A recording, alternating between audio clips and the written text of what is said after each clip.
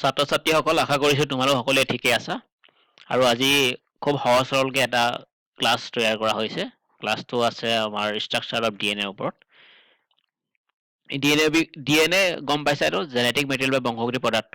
এটা জেনেৰেশ্যনৰ পৰা অন্য এটা জেনেৰেশ্যনলৈকে বংশগতি চৰিত্ৰবোৰ কঢ়িয়াই আনে। তাৰোপৰি আমাৰ দেহত দৰকাৰী হোৱা বিভিন্ন প্ৰটিন বা এনজাইম উৎপাদনৰ ক্ষেত্ৰত DNA মুখ্য ভূমিকা পালন কৰে আৰু DNAৰ পঠিওৱা সংকেত বা ছিগনেলৰ ওপৰত ভিত্তি কৰিয়ে কোষ পৰশত আমাৰ এমিনো এচিডবিলাক উৎপন্ন হয় আৰু এমিনো এচিডবিলাক লগ লাগিয়ে কি হয়, এডাল দীঘল নিউক্লিঅ'টাইড পলিপেপটাইড চেইন সৃষ্টি হয় আৰু পলিপেপটাইড চেইনডালকে আমি কি কওঁ, প্ৰটিন বুলি জানো। DNA বিলাক ভাইৰাছৰ ক্ষেত্ৰত যদিও DNA সকলো জীৱৰে জেনেটিক মেটেৰিয়েল বুলি কোৱা হৈছে, কিন্তু ভাইৰাছৰ ক্ষেত্ৰত DNA বা RNA যিকোনো এটাহে জেনেটিক মেটেৰিয়েল হিচাপে থাকে, কিন্তু দুইটাই নাথাকে। প্লেন ভাইৰাছ বিলাকত মেইনলি RNA জেনেটিক মেটেৰিয়েল হিচাপে থাকে আৰু এতিয়া কিন্তু এনিমেল ভাইৰাছৰ ক্ষেত্ৰত যেনেকে উদাহৰণ হিচাপে কৰোণা ভাইৰাছত RNA জেনেটিক মেটেৰিয়েল হিচাপে পোৱা গৈছে। এইকেইটা হ'ল ভাইৰাছৰ ষ্ট্ৰাকচাৰ দেখুওৱা হৈছে। এইটো ভাইৰাছৰ ষ্ট্ৰাকচাৰ। ভাইৰাছৰ মাজত DNA বা জেনেটিক মেটেৰিয়েল হিচাপে থাকে, তাৰ চাৰিওফালে প্ৰটিন থাকে, প্ৰটিনে জেনেটিক মেটেৰিয়েলখিনি আৱৰি থাকে। এইটো RNA ভাইৰাছ। এইবিলাক হ'ল প্ৰটিনৰ কোড বা কেপচিড বুলি কোৱা হয়, বা কেপচুমিয়াৰ বুলি কয় এটা ইউনিটক। আৰু এই কেপচুমিয়াৰ কি কৰে, RNA-ডালৰ চাৰিওফালে আৱৰি থাকে। আমি DNA ফাংচন বুলি ক'লে মুখ্যতে আমি এইকেইটা বস্তুৱে আমি চাব লাগিব। DNAৰ পৰা RNA চিন্থেচিছ হয়, RNA প্ৰটিন চিন্থেচিছ কৰে। আৰু DNAৰ পৰা RNA চিন্থেচিছ হোৱা প্ৰক্ৰিয়াটো ট্ৰান্সক্ৰিপশ্যন বুলি কয়। RNAৰ পৰা প্ৰটিন চিন্থেচিছ হোৱা প্ৰচেছটো ট্ৰান্সলেশ্যন বুলি কোৱা হয়। আৰু DNAত এনেকৈ নাইট্ৰজেনাছ বেছবিলাক এৰেঞ্জ হৈ থাকে। এইবিলাক হ'ল একো একোটা নাইট্ৰজেনাছ বেছ। আৰু নাইট্ৰজেনাছ বেছডালে কি কৰিব, থ্ৰু দ্য ট্ৰান্সক্ৰিপশ্যন প্ৰচেছ, ট্ৰান্সক্ৰিপশ্যনৰ যোগেদি এনেকৈ একো একোডাল mRNA ষ্ট্ৰেণ্ড সৃষ্টি কৰে। যদিও ইয়াত mRNAত আমি mRNAৰ ক্ষেত্ৰত আমি থাইমিন দেখা পোৱা নাযায়। ইয়াত ইউৰাচিল থাকিব, চাইটচিন থাকিব, এডিনাইন থাকিব, গুৱানাইন, এইকেইটা বেছেই থাকে। নৰ্মেলি যদিও এডিনাইন থাইমিনে এডিনাইন লগত বেছ পেয়াৰ কৰে, কিন্তু ইয়াত আমি ইউৰাচিলত দেখিছোঁ। এইটো আমি অলৰেডি পাইছোঁ যে এইটো কি কাৰণে হয়, ওবুল হাইপথেচিছ। আমি পঢ়িলে এইখিনি কথা জ্ঞাত হ'ব। আৰু গোটেই mRNAত থকা এই তিনিটা কোডন, এটা ট্ৰিপলেট কোডন বুলি কোৱা হয়। তিনিটা নাইট্ৰজেনাছ বেছ লগ এটা কোডন ফৰ্ম হয়।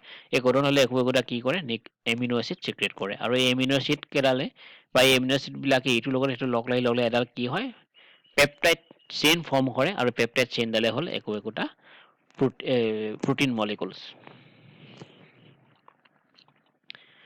এতিয়া আমি DNA ক'ত থাকে, য'ত ইউক্ৰেটিক চেলত DNA ক'ত থাকে, নিউক্লিয়াছৰ ভিতৰত থাকে। কাৰণ সিহঁতৰ নিউক্লিয়াছ থাকে, নিউক্লিয়াছটো ডাবল মেমব্ৰেন, আৰু নিউক্লিয়াছৰ ভিতৰত থকা ক্ৰম'জমত DNAবোৰ থাকে। তাৰোপৰি ইউক্ৰেটিক চেলৰ এক্সট্ৰা ক্ৰম'জমেল DNA পোৱা যায়। এইবিলাক ক'ত থাকে, মাইটকণ্ড্ৰিয়া। আৰু উদ্ভিদ কোষৰ ক্ষেত্ৰত বা প্লান্ট চেলৰ ক্ষেত্ৰত ক'ত থাকিব, প্লাষ্টিডত এই ক্ৰম'জম পোৱা যায় বা DNA পোৱা যায়। আৰু প্ৰকৃতিক চেলৰ ক্ষেত্ৰত যিহেতু সিহঁতৰ নিউক্লিয়াছ নাথাকে, গতিকে সিহঁতৰ DNA ক'ত থাকে, চাইটোপ্লাজমতে কোনোবা এটা অংশত থোপ খাই থকা এটা অংশ থাকে বা ডাঠ এটা অংশ দেখা যায়, তাতে কি থাকে, DNA থাকে। আৰু এই DNA খিনিয়ে বা থোপ খাই থকা অংশটোৱে ইউক্ৰেটিক চেলত থকা ক্ৰম'জমৰ নিচিনা বা DNA নিচিনাকৈ কাম কৰে। কিয় DNA ডিঅক্সিৰাইবোজ বুলি কোৱা হয়, বা কি কাৰণে DNA বুলি কোৱা হয়? যিহেতু আমি জানো যে DNA বা RNA ক্ষেত্ৰত কি থাকে, পেণ্ট'জ চুগাৰ থাকে, এটা চুগাৰ মলিকুল থাকে ষ্ট্ৰাকচাৰত। এই চুগাৰ মলিকুল পেণ্ট'জ চুগাৰ বুলি কয়। তাত 5টা কাৰ্বন থকা একো একোটা চুগাৰ থাকে। এই 5টা কাৰ্বন থকাৰ এই DNA ক্ষেত্ৰত এই 5টা কাৰ্বনযুক্ত চুগাৰ মলিকুলৰ 2 নম্বৰ কাৰ্বনটো অক্সিজেন নাথাকে। যদি আমি এইফালৰ পৰা কাউণ্ট কৰোঁ 1 2 3, এনেকৈ যে কাউণ্ট কৰি গৈ থাকোঁ, এইটো 5 নম্বৰ কাৰ্বনত পৰিব। এই 2 নম্বৰ কাৰ্বনটো যিহেতু অক্সিজেন নাথাকে, সেইকাৰণে ইয়াক কি বুলি কয়, ডিঅক্সিৰাইবোজ চুগাৰ বুলি কোৱা হয়। সেইকাৰণে ইয়াক DNA বা ডিঅক্সিৰাইবোনিউক্লিক এচিড বুলি কোৱা হয়। বেচেছ অফ DNA কি বেছ থাকে? 4টা বেছ পোৱা যায়, এডিনাইন, গুৱানাইন, চাইটচিন আৰু থাইমিন। এডিনাইনক আমি সাংকেতিক হিচাপে চিহ্ন হিচাপে A ব্যৱহাৰ কৰোঁ, গুৱানাইনক আমি G ব্যৱহাৰ কৰোঁ, চাইটচিনক C ব্যৱহাৰ কৰোঁ, আৰু থাইমিনক T ব্যৱহাৰ কৰোঁ। DNA ক্ষেত্ৰত 4টা বেছ পোৱা যায়, যদিও নাইট্ৰজেনাছ বেছ 5টা আছে, কিন্তু 4টা AGCT DNAত পোৱা যায়। আৰু ইউৰাচিল এটা নাইট্ৰজেনাছ বেছ আছে, সেইটো কেৱল RNA ষ্ট্ৰাকচাৰতে দেখা পোৱা যায়। আৰু এই দুটা গ্ৰুপ, এডিনাইন আৰু গুৱানাইন বেছ পেয়াৰ দুটাক পিউৰিন নামৰ এটা গ্ৰুপত ৰখা হৈছে। আৰু চাইটচিন, থাইমিন আৰু ইউৰাচিল এই তিনিটাক পাইৰিমাইডিন নামৰ নাইট্ৰজেনাছ বেছৰ গ্ৰুপটোত ৰখা হৈছে। আৰু নাইট্ৰজাছ বেছবিলাকে DNA বা RNA মলিকুলটোত কাৰ লগত কেনেকুৱা বণ্ড ফৰ্ম কৰে? আমি জানো এডিনাইন আৰু থাইমিনৰ মাজত দুডাল হাইড্ৰজেন বণ্ড ফৰ্ম হয়। যিহেতু ইয়াৰ মাজত দুডাল হাইড্ৰোজেন বম ফৰ্ম কৰিব পৰাকে ইয়াৰ অপশ্যনটো আছে ঠিক তেনে গুৱানাইন আৰু সাইটোচিনৰ মাজত তিনিটা হাইড্ৰোজেন বম ফৰ্ম হয় ইয়াত তিনিটা হাইড্ৰোজেন বম ফৰ্ম কৰিব পৰাকৈ এনেকুৱা ধৰণৰ ইয়াত কনফিগাৰেশ্যনটো দেখা পোৱা যায় এইটো আমি ষ্ট্ৰাকচাৰ ইতিমধ্যে আগৰ স্লাইডখনত দেখুওৱা হৈছে এটা দুডাল হাইড্ৰোজেন বম ফৰ্ম হৈছে এডিনাইন থাইমিনৰ মাজত গুৱানাইন আৰু সাইটোচিনৰ মাজত তিনিডাল হাইড্ৰোজেন বম ফৰ্ম হৈছে Directionality of DNA. DNA molecule কেনেকৈ এৰেঞ্জ হৈ থাকে DNA moleculeটো ডাবল ষ্ট্ৰেণ্ড দুডাল একে ফালে নাথাকে ইডালে সিডালৰ লগত এন্টি পেৰেলেল হৈ থাকে যদি এটা সাইডে 5 প্ৰাইম এন্ডটো থাকে অন্য এডালত এই একে সাইডত কি থাকিব 3 প্ৰাইম এন্ড থাকিব 5 প্ৰাইম এন্ড আৰু 3 প্ৰাইম এন্ড মানে কি এটা সুগাৰ এই সুগাৰ বা পেন্টছ সুগাৰ বা সুগাৰ মলিকুল যদি আমি কাউন্ট কৰো এফালৰ পৰা 1 2 3 এটো 3 নম্বৰ কাৰ্বন আৰু 4 এটো 5 নম্বৰ কাৰ্বন ঠিক তেনেকৈ ইয়াতো যদি আমি কাউন্ট কৰো 1 2 3 4 5 এটো 5 নম্বৰ কাৰ্বন গতিকে এই সুগাৰ মলিকুলটো একেবাৰে শেষৰ অংশটো কোনফালে মুক্ত হৈ থাকে এই 3 নম্বৰ কাৰ্বনটো মুক্ত হৈ থাকে য'ত OH গ্ৰুপটো থাকে আৰু 5 নম্বৰ কাৰ্বনটো ক'ত মুক্ত হৈ থাকে এইটো সাইডে 5 নম্বৰ এই 5 প্ৰাইম এন্ডটো ক'ত মুক্ত হৈ থাকে এইটো ফসফেট লাগি থকা বা ফসফেট এটাচ হৈ থকা গ্ৰুপটো হৈতে মুক্ত হৈ থাকে গতিকে ডিএনএ ষ্টেণ্ডাল যদি আমি এনেকৈ চাওঁ কি হ'ব এটা সাইডে সদায় 3 টো মুক্ত হৈ থাকে 3 এনেকুৱা 3 নম্বৰ কাৰ্বন থকাটো এটা সাইডে 5 নম্বৰ কাৰ্বন থকাটো মুক্ত হৈ থাকে আৰু এনেকুৱা দুডাল ষ্টেণ্ড লগ লাগি এটা ডিএনএ মলিকুল এনেকুৱা দুডাল ষ্টেণ্ড থাকে আৰু এই ষ্টেণ্ড দুডাল একে দিশতে নাথাকে এন্টি পেৰেলেল হৈ থাকে এডাল যদি 3 থাকে এফালে এডাল 5 থাকিব মানে এফালে এইটো N3 থাকিলে অন্যডালত এইটো সাইডে থাকিব আৰু এই এটা সুগাৰত থকা 5 প্ৰাইম এন্ডত থকা ফসফেটৰ লগত অন্যটো সুগাৰ 3 প্ৰাইম এন্ডৰ এই OH গ্ৰুপটোৰ লগত সদায় বন্ড ফৰ্ম কৰে এইডালক কি কয় ফসফোডাইএষ্টাৰ বন্ড বুলি কোৱা হয় আৰু নাইট্ৰোজেনাছ বেছ আৰু সুগাৰ মলিকুলটোৰ লগত যিডাল বন্ড ফৰ্ম হয় তাক কোৱা হয় কি গ্লাইকোসাইডিক বন্ড বা গ্লাইকোসাইডিক লিংকেজ এটো আমি চালো জাস্ট এটো এই ডিএনএ ডাবল হেলিক্যাল স্ট্রাকচারত এফালে 3 প্রাইম এন আছে এফালে 5 প্রাইম এন মানে ইডালে হিডালৰ এন্টি প্যারালাল হৈ আছে নিউক্লিওটাইড এন্ড ডিএনএ মলিকুল আমি চাম নিউক্লিওটাইড মানে কি আৰু ডিএনএ মলিকুলটো কেনেকৈ নিউক্লিয়াইডৰ দ্বাৰা গঠন হয় নিউক্লিওটাইড বুলি ক'লে তিনটা কথা আমাৰ মনত আহিবই লাগিব তাত কি থাকে এটা নাইট্ৰোজাছ বেছ থাকে এটা পেন্টছ সুগাৰ থাকে আৰু এটা ফসফেট গ্ৰুপ থাকে এই তিনটা লগ লাগি এডাল নিউক্লিওটাইড চেইন ফৰ্ম কৰে আৰু ডিএনএ মলিকুলটো এনেকুৱা নিউক্লিওটাইড বহু কেইটা লগ লাগি এটা পলিনিউক্লিওটাইড চেইন ফৰ্ম কৰে আৰু পলিনিউক্লিওটাইড চেইনডালে হ'ল কি ডিএনএ আমি ইয়াত দেখিছো এনিমেটেড ভিডিঅ'টোত ইয়াত নিউক্লিওটাইড এনেকৈ কেইবাটাও নিউক্লিওটাইড এনেকৈ লগ লাগি এডাল দীঘল চেইন কৰে আৰু চেইনৰ পলিনিউক্লিওটাইড বুলি কয় তাই পলিনিউক্লিওটাইডডালে হ'ল কি এডাল ডিএনএ মানে DNA are the polymer of nucleotide আমি যদি চাওঁ এইটো বেছ মানে নাইট্ৰোজেনাছ বেছ ইফালে লাগি আছে আৰু 3 নম্বৰ কাৰ্বনটো এইটো 5 নম্বৰ কাৰ্বনটো এইটো ফসফেট গ্ৰুপ এইটো 3 নম্বৰ কাৰ্বনটো ইফালে মুক্ত হৈ আছে এইখিনি বা এই অংশটো এটা কি বুলি কয় নিউক্লিওটাইড বুলি কোৱা আছে ঠিক তেনেকৈ অন্যটা নিউক্লিওটাইড আৰু অন্যটা নিউক্লিওটাইড এই নিউক্লিওটাইড ইটোৱে সিটোৰ মাজত এইখিনিতে কি হৈছে ফসফোডাইএষ্টাৰ বন্ড ফৰ্ম হৈ এডাল দীঘল চেইন ফৰ্ম হৈছে যিডাল আমি পলিনিউক্লিওটাইড চেইন বুলি কৈছো আৰু পলিনিউক্লিওটাইড চেইনডালে হ'ল একোটা কি ডিএনএ মলিকুলছ অৰ্থাৎ এনেকুৱা এডাল চেইন এনেকুৱা এডাল ষ্টেণ্ডৰ এনেকুৱা এটা চেইন আছে পলিনিউক্লিয়াৰ চেইন আৰু এনেকুৱা এটা এনেকে আছে এই দুইডালে ইডালে হিডালৰ এন্টি প্যাৰালাল হৈ থাকে এটোকে কয় directionality of DNA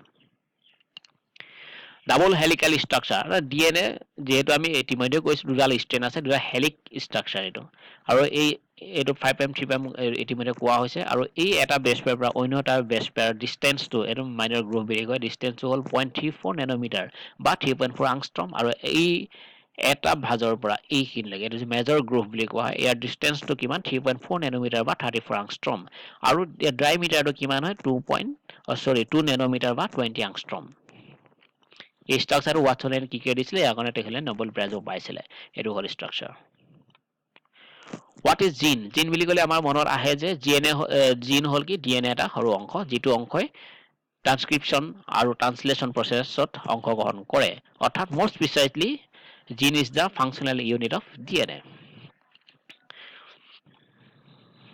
The prokaryotic cell prokaryotic cell E. coli about 4400 gene থাকে এডাল ক্ৰোমোজোমত মানুহৰ টোটাল 23 পেয়াৰ্স ক্ৰোমোজোম থাকে তাত 600 ক্ৰোৰ বেছ পেয়াৰ থাকে আৰু তাত 30000 বা 40000 জিন পোৱা যায় জিন টু টাইপছ আছে, এটা কৈছে কনষ্টিটিউটিভ জিনছ আৰু আছে ইনডিউচিবল জিনছ।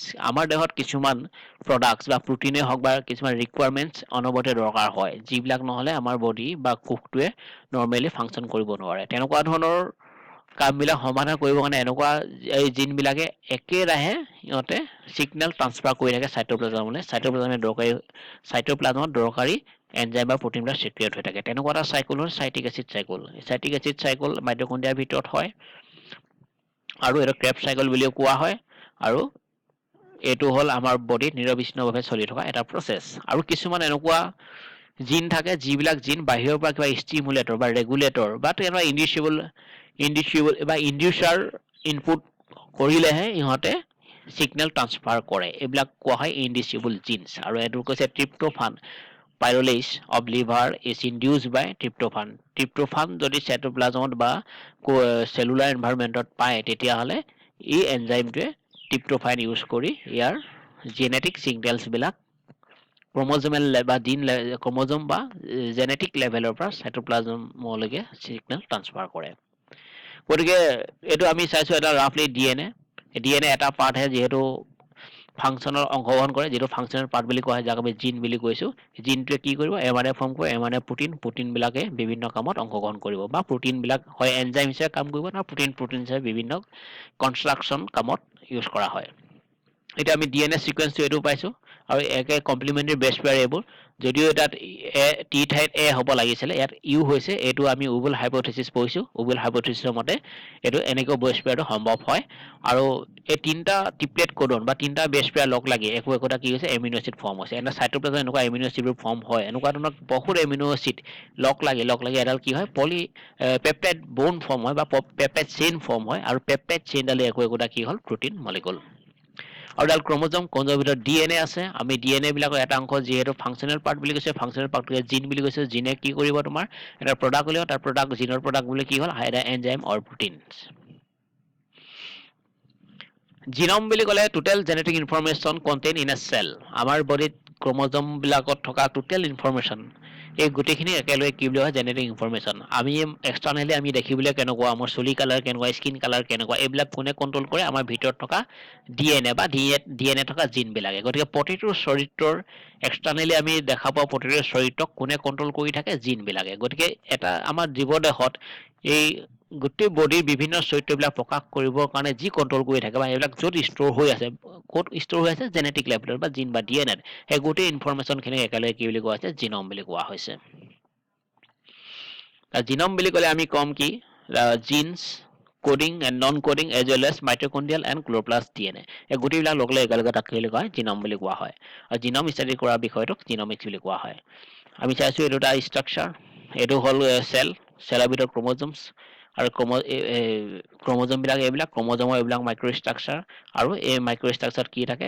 DNA একোটা অংশক জিন বুলি কোৱা হয়। গতিকে এটা জীৱদেহত এক্সটাৰ্নেলি আমি দেখা ৰূপটো গোটেইবোৰ কণ্ট্ৰল হৈ ক'ত? ইয়াৰ ভিতৰত থকা জেনেটিক লেভেলত থকা এই অংশটোৰ পৰাই এইটো নিয়ন্ত্ৰণ হয়। আৰু এই গোটেই জেনেটিক ইনফৰমেশ্যন য'ত ষ্ট'ৰ হৈ থাকে, তাকে আমি জিনম বুলি কৈছোঁ। ইয়াত এইবোৰ ইনফৰমেশ্যনবিলাক ষ্ট'ৰ হৈ আছে। গতিকে এইডাল হ'ল কি? জিনম।